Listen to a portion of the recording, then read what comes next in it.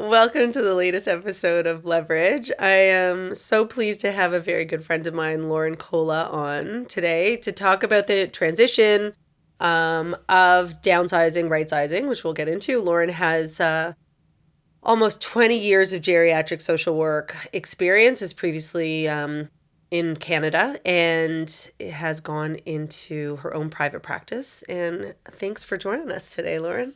Thanks for having me. Oh, you're Thank welcome. you. You're welcome. I was just saying to Lauren before we started, I'd had a previous divorce lawyer on. I'm trying not to be, I felt like, gosh, these are some depressing episodes. I'm having divorce, which, unrelated, also did not plan that well because it launched on Father's Day, which was yesterday. But I was like, whoops, I didn't think that one through. But Real life. Yes, 50-50. No, anyway, being serious, the reality is that in my role as a realtor, many hats that I wear, I really do experience all the life cycles that happened in someone's life, as I was saying, divorce being one of them, but also obviously caring and advising and talking about downsizing and older parents, and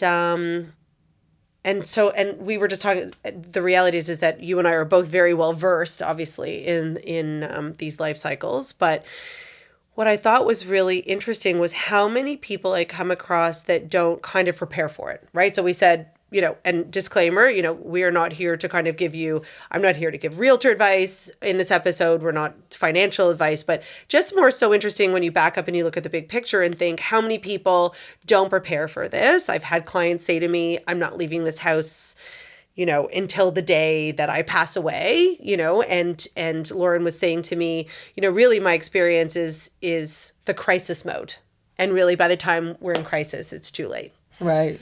And it's true. I mean, in terms of thinking for the future, you should always be planning for the future. From the day that we're born, basically, people are planning for our futures. And it's interesting because that sort of seems to stop, especially if you've had kids, right? Everything has gone in to your kids, and then the kids leave or go off to school, and the planning stops almost. And it's very important to be thinking about these things. And I came across rightsizing versus downsizing, right? Because it's not necessarily just about going from bigger to smaller. It has a negative connotation for sure. Right. Yeah. There are so many things that you have to think about, and what it's rightsizing is because what's right for you. What's right for you on a social level, on a financial level. Right. It's not just I need a smaller place. So, and it's changed a lot, right? I mean, I talk about this with clients all the time. In our generation of our parents, selling their house, it was easy, right? You sold a house and you bought a condo. That's not so easy anymore. So first of all, one of the things is, at a certain age, change is really hard. And we know it with clients or with patients, the older they get, it's also very scary. Change is very, very scary at a certain age. But also most of these people have also lived in a home that's, 1,500 square feet and up. And then you look at what you can afford to go into. And listen, really less than 1% can really just kind of buy whatever they want to buy to move on. So many of my episodes are about barely how to get someone into a home, let alone on the other side of it. And, they're not going to go into a 500 square foot box, right, with no balcony. That type of thing. Whereas in our, that was a very easy transition. So I can see the challenge of people's life expectancy, thank God, extending, needing even more money, and then also the price of real estate and that delta between selling a house and getting into a condo and actually having something that you feel comfortable with and not feeling, on top of each other when you're there. And that's just it from what you just said. With the life expectancy, moving up and up every year, really. As we live longer, we have to plan for longer. And that means looking at what's happening and where we're spending money. So if you're in a house, for example, you have all of these extra costs that maybe you don't think about because they just become part of your life. But Right. there is, lawn care and snow shoveling. And if you have, I don't know, if you have a pool, you have to get a new roof, whatever it is, Right. you have to think about these costs. And when you're younger, when you had kids, perhaps it was different because your needs were different, and you were thinking about, I want to have a backyard so my kids can play, or maybe you had a dog and you wanted the dog out there. Right. For sure. You have to start thinking about, how am I going to get the best value for my money? Where is my money going? And if I am going to be living longer, how am I able to do that in a way that can maximize my finances? Before a crisis happens. Because really, at the end of the day, that's like the calls that you get. I mean, I've called you for help with, whether it was my grandmother who was 95 and God bless still living at home, or, my father-in-law. It really ends up being a crisis, and it's very hard to navigate the system. We do have a healthcare system that's broken in many ways. And a lot, we were kind of talking, not to get political, but we saw it during COVID. And the sad part is in North America is that the elderly are really just not revered the way they should be, not like they are in a lot of other cultures around the world. And so, there's this kind of like revolving door of, I literally remember the conversation I had with the people, the place will be unknown because it wasn't their fault, but I was like, okay, so you're going to send my grandmother home, and she doesn't have anybody who can come and check on her every day. What happens when she falls? And they're like, well, she'll go back to emerge. And I'm like, well, but why wouldn't you just keep her here longer? And they're like, well, we can't. And I remember calling you, and I'm like, Lauren, you'll never believe this. I said, they have no idea what they're doing. And I was like, just so frustrated by the illogical situation. You're like, no, that's the reality of it. Right. It unfortunately is. But then, to step back, it is trying to minimize those types of things from happening. Exactly. So there are things that you can put in place, which I think we can get to later on. Right. But in the meantime, focusing on, and I think that in general, again, I'm used to talking about long-term care. That was my specialty. I was in it for just over 16 years. And yes, a lot of people have never even thought about those types of things, even retirement homes.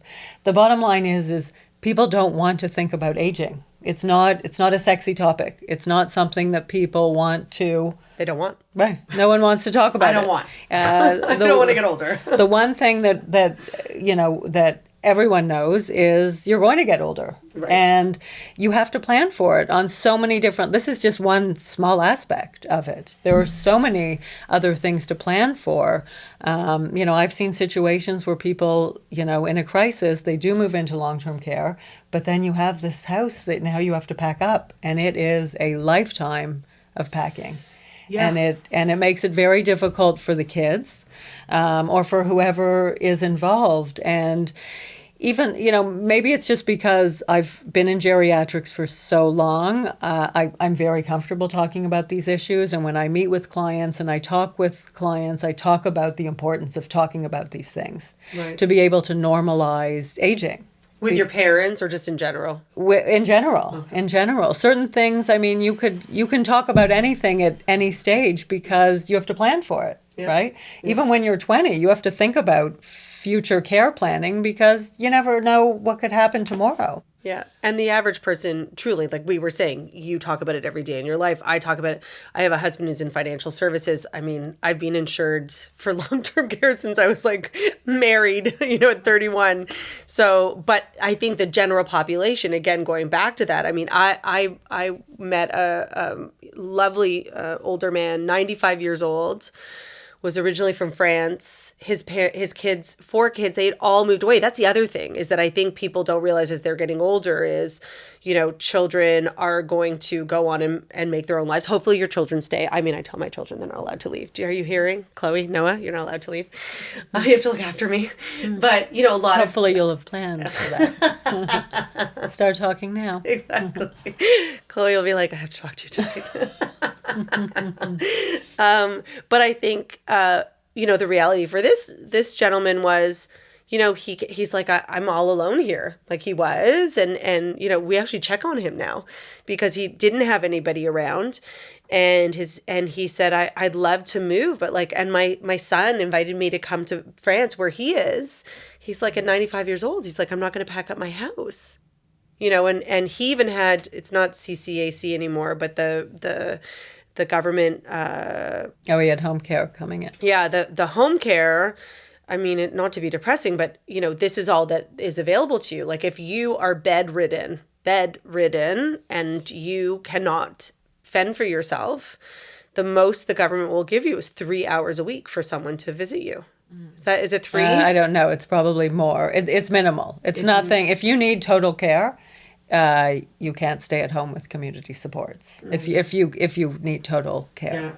And so that's the thing is, I would say with my experience of being in long-term care, the one thing that I heard the most of was, I want to stay in my home. That is a very big priority for most people. So it's so interesting. So what is that home though, right? Like, well, that's the thing, right? We were talking about because Lauren's been to my cottage, and I had these neighbors who sold everything in Toronto and moved up to Halliburton, and I was like, what? I mean, God bless them, like each to his own. But all I could think was, how fast is 911 showing? God forbid, Minden just closed their emergency room. I know someone who ended up in the Halliburton Hospital and had to be airlifted to Toronto. They have minimal services. So what is that home? And I think that crux of this conversation is, what is that home, and how do you plan to be in the right home to stay in it as long as you can so that you're not in crisis mode? Right. Exactly. And I think that... I don't think it's a cottage. Right. A cottage is probably hard because... Or at least one that's not close to... I mean, you could be in Barrie. You could be in Simcoe. That's different. Right. But yeah. But not rural. Sorry, not rural. You have to think about these things. And especially if you have lived in the city all your life and you're used to that. Because there's a ton of people who live in rural areas and they're okay, but that's how they that's how they grew up, right? If you're from totally different, I totally agree with you for sure. But also, by the way, I also believe, and I've seen it in my cottage area, is they all look after each other. So that elderly lady that lives on the little street that only has 4 houses, they all know each other. And like when she goes to the hospital, someone took her. Like whereas you're now all of a sudden an expat coming in, they're like, right, who are you? Who are you? Right. And who can't say rural? I can't say it. It's very important. I mean, you have to think about so many different aspects, and that is one of them. I mean, again, going back to if we're living longer, you have to plan for longer. And just like that gentleman that you were talking about, if you do need care, you have to, in your plan, think, if my goal is to stay in my home, which a lot of people want that as their goal, you have to then say, what do I need to make that happen? You need finances. You don't want to move into those. I mean, the reality is you do. There must be stats to show that the longer you stay in your home, the better you are. Well, but then again, as you talk about, there's the crisis situation that happens. Someone falls at home, you fracture your hip, you can't, not even a hip fracture. Right. If you're alone, if you have some cognitive impairment, there's a lot of different factors that go into it that, but again, I guess if you have money, then there are...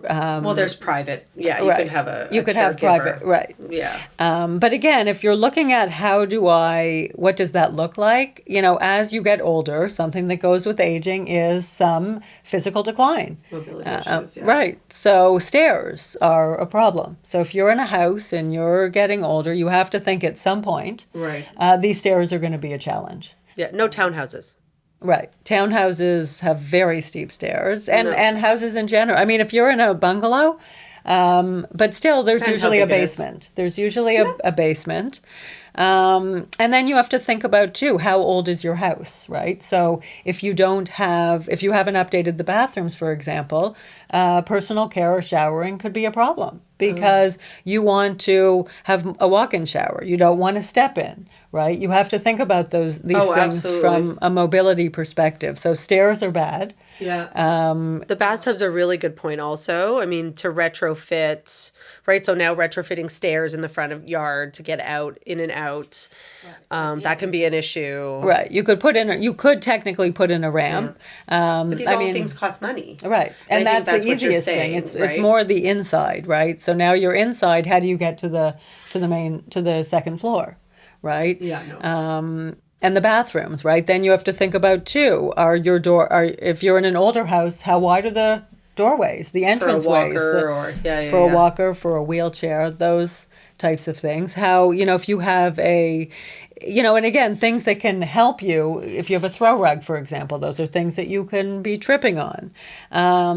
So when you're thinking about moving from a house to, let's say, a condo, if you want to just be on one floor. Or even an apartment, if you need the money. Yeah. Right. If you need the money and investments and you need to, rent instead. Yeah. Then you have to think about, again, that's where this word rightsizing comes in. Right. What's important to me? Do I have a car? Or can I now get rid of my car? Could that be another cost savings? Because if I move from a residential area into an apartment, and now I could maybe be on a main street where I'm close to grocery stores and any type of shopping that you need to do, you could say, you know what, now I don't think I need a car.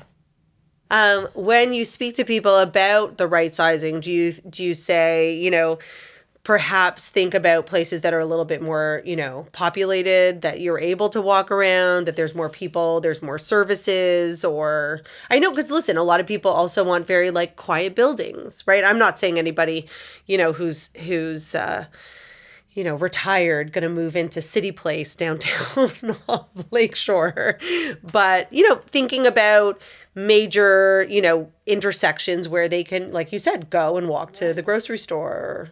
Right. I mean, those things are important. Again, especially if you are single, there are buildings that have, you can find them that offer more recreational opportunities. They have yoga or they have, different activities that come in. Yeah. That's a good point too. They do have a lot of these buildings. I mean, I say from a price perspective, or when I'm looking at things, each building when you buy in a condo is like its own neighborhood. You can't almost compare one to another, even if they're right next door to each other. And I would say some of them are there, really, I have clients who are rightsizing into a specific building because all their friends are there. Right. So they'll all, right.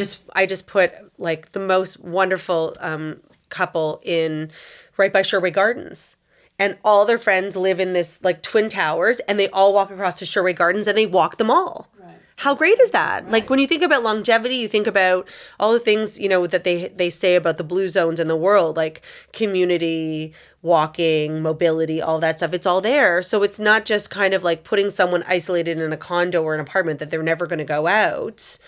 And I would say I even have a middle-aged client who has the same thing in each build. They're all their own community if you pick the right one. Right. Exactly. Well, and that's why it's important to be looking and to be talking to people too, right? This is a concept again that I think unfortunately people put off because they don't want to think about change. Right. And they wait for the crisis. They wait for the fall. They wait for the accident right.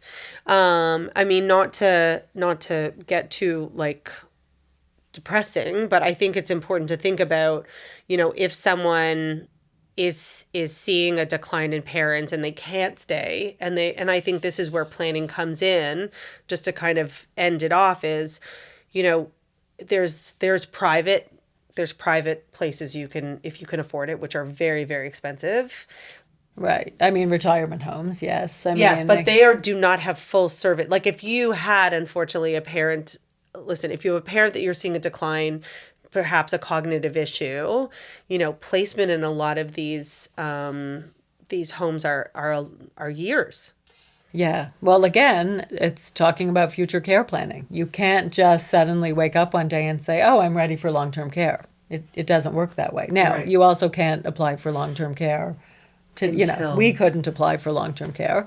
You do have to have an underlying condition that they would say, "Oh, yes," if they called you tomorrow, that you'd be ready to move in. Right. But they don't call you tomorrow. Right. I mean, yes, it wouldn't happen, but that's how that's what would be said. You can't apply because if we do call you tomorrow, you wouldn't be ready. For sure. But again, if you are noticing some changes in a parent, whether it be with some cognition or with a physical issue, you can also have someone come in. You could have an OT come in to look at safety around the house. Will the occupational therapist come and do that? Yeah. Oh, interesting. Yeah. Okay. Yeah. And you look at things like, grab bars in the shower, or grab bars by the toilet, or, again, as I said, the carpets. That's a big thing. People catch their foot all the time. Looking at what is the flooring. And those are things to think about too as you get older. What is the flooring? Is it renovations? If you're doing, I also think one thing that we haven't touched on, which is probably because neither of us have the ability to do it, but is the multi-generational family in the house. So it happens. Anyway, it happens. No, it does. But horrible. Again, But what I'll say is, and I love my in-laws, but what I would say is it's becoming more, when we talk about affordability in Toronto. Right. So that's one thing. I have an upcoming segment talking about laneway suites and the fact that the city just passed approval that you don't need to make your home, like each home now could have 5 units in it. Oh, wow. Anywhere. Wow. In any neighborhood, almost. So imagine, there's these ideas of putting like a garden suite in the backyard. You have a pool, you wouldn't do it, but like in my backyard, I could potentially build another unit back there.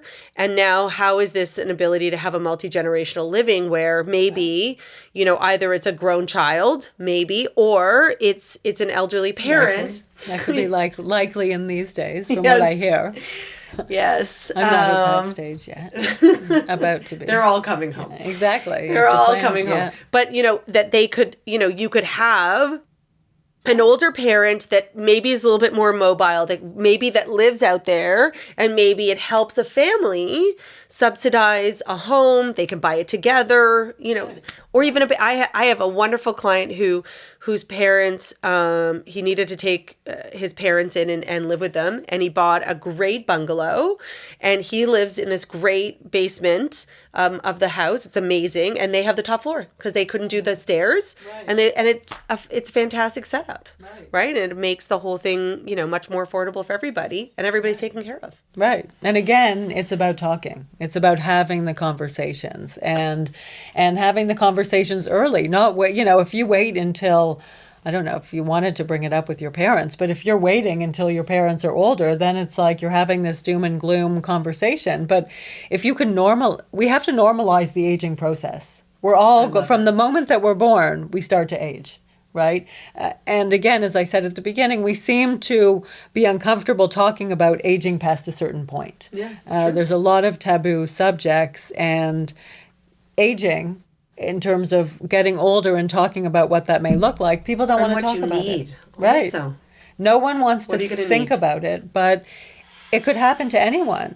And you have to be prepared, because the worst thing to have to do is to make a decision in a crisis.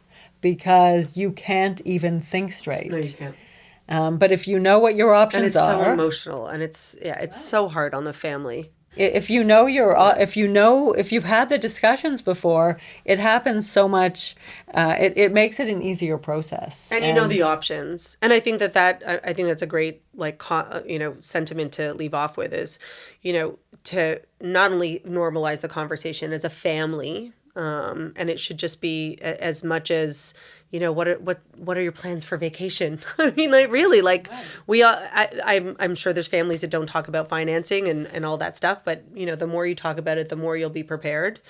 Talk to your financial advisor for advice on what that looks like. Make sure, we meet with ours every year to make sure that we're on track and know what we're doing and what we're had. And I mean, listen, I'll be really honest. My father-in-law was in a long-term care before he passed, and it was not a place I ever wanted to be. It's not a fun place to be. And the first thing I did was call our financial advisor and said, I want to make sure I have enough money to stay in my home. That was really important to me.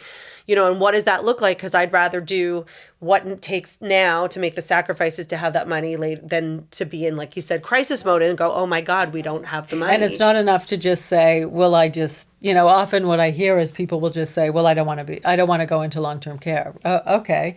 Well, but what do you want? Well, newsflash, no one does, right? No one does. But it's just people can say that never, parents can say never put me in long-term care, and okay. But then you never talk about it again? Let's talk about it. Yeah. Let's talk about then what does it look like? If you're saying never put me in long-term care, then what are we doing collectively? What are you doing to prevent? So talk to your financial advisor, talk to your real estate agent just about like, what are those prices? Is it a condo? Look into rental units. What is your next 5 to 10 year plan? And where do you see yourself, God forbid, before you do? Thank you so much, Lauren. Thank you for having me. We hope to start our own podcast. One day. We've been thinking about it. We'll not be on this topic, but until then. It could be. It could be. Thank you, Lauren. Appreciate you being here. Thank you. Thank you.